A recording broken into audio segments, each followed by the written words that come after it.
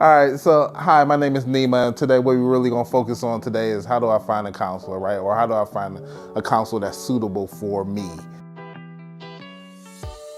So one of the first questions you have to ask yourself, do I want an in-person counselor, meaning that I actually go to their office, sit on the couch, sit on a chair, and really have a conversation? Do I work better with a tangible setting?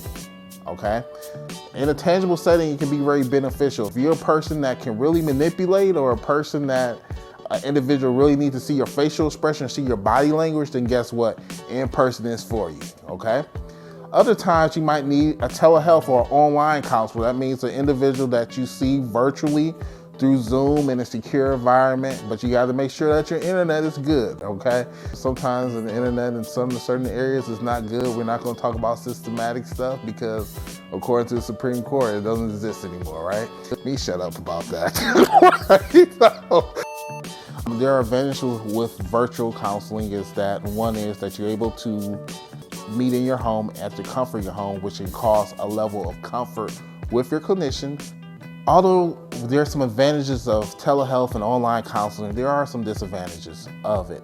One of the disadvantages, at times people feel a disconnect between the connection with the therapist. If you're an individual that struggles with forming a connection online or virtually, or you don't really feel like it's suitable for you, you have to really take that into account. Another disadvantage is the individual who's receiving counseling can't read the body language. So you have to really just make sure that to take that into consideration. The other important factor that we're really going to focus on is different demographics such as gender, right? Or race, or faith, or spirituality. Those things really matter because in counseling, you really want to have individuals that share the same belief, share the same views. If you just want to be able to feel comfortable, you really want to be able to be with a clinician that there are certain things that you may not have to explain because they understand your culture, understand who you are, or just have a little background of that experience. So those are some things that you can look for when you're looking for a counselor. The other factor that you really want to take in consideration is really what insurance does that clinician carry. So you really want to be upfront with them and really talk to the office manager about that, making sure your insurance is covered. And then what you want to do to make sure your insurance is covered is that you want to call your insurance company and really do a background check on that factor so that you don't get a high bill that you weren't really expected. Because at the end of the day, once all said and done, you are responsible for your insurance. And so it's very crucial and important to really know that. And another factor is just the cost too.